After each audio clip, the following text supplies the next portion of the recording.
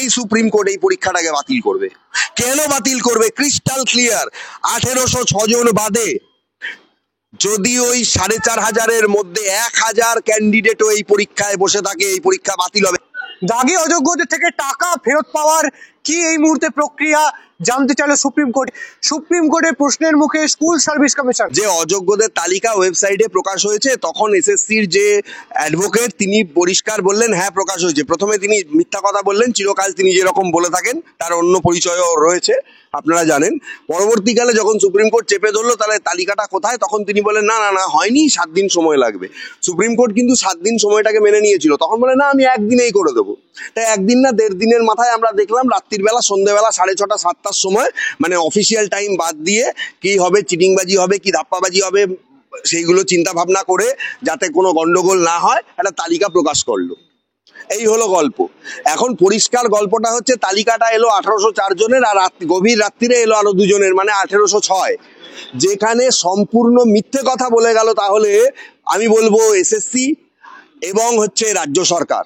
কারণ সিবিআই এর সংখ্যাটা 200-র বেশি কোথাও বাড়েনি। সিবিআই হাইকোর্টে 2022 সালেও বলেছিল 6500, 6500 থেকে 7000-এর মধ্যে একটা রেঞ্জ, সুপ্রিম কোর্টেও তারা সেই রেঞ্জের মধ্যেই রেখেছে। সিবিআই কিন্তু একটা জায়গায় স্ট্যাটিক থেকেছে। রাজ্য সরকার 5800 প্রথমে বলেছিল, তারপরে 6000, 6200, 6500 সুপ্রিম কোর্টে গিয়ে। এসএসসি কখনো 6000, কখনো 6500, কখনো 6300। আমরা অঙ্ক অতটা হয়তো জানি না, কিন্তু গোদা অঙ্কটা তো করতে পারে সারা রাজ্যবাসী। 18 মমতা কি করতে চাইছে পরে আসছি। 1804 জন মানে 1806 জন মাইনাস যদি 6500 হয়, তাহলে বাকি 4500 কোথায় গেল? একদম পরিষ্কার, 4500, 4600, 700, 800 জন তারা কোথায় গেল? তাহলে ঘুরপথে এই এসএসসি পরীক্ষায় অযোগ্যদের বসানো হয়েছে। কারণ যদি না বসানো হতো তাহলে এসএসসি পরীক্ষা 7 তারিখ যে এই মাসের হয়েছে রবিবার, সেই রবিবারের আগে কেন অযোগ্যদের পূর্ণাঙ্গ তালিকাটা প্রকাশ করা হয়নি? আজকে যে সুপ্রিম কোর্টের আপনারা হিয়ারিং দেখছেন, সুপ্রিম কোর্টে আজকে কিন্তু অনেক প্রশ্ন মানে জর্জরিত এসএসসি এবং রাজ্য সরকার।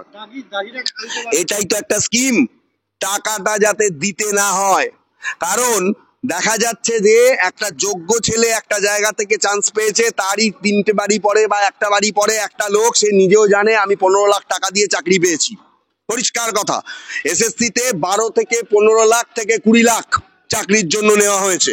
আমার ক্লায়েন্টরাই আমাকে এসে বলেছে 12 থেকে 15, 15 থেকে 20 ডিম্যান্ড ছিল।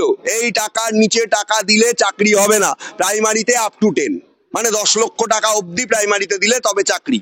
পরিষ্কার একদম এই হিসাব বরাবর ছিল। আর এই যে ঘটনা, এই ঘটনাটা রাজ্য সরকারের, দেখুন এখানে তৃণমূল আর রাজ্য সরকার এক, সেই জন্য তৃণমূলের তাবর নেতারা এটা জানতেন। কারণ তৃণমূলের নেতাদের নাম করে এই টাকা তোলা হতো, একদম পরিষ্কার, বিভিন্ন নেতার নাম করে।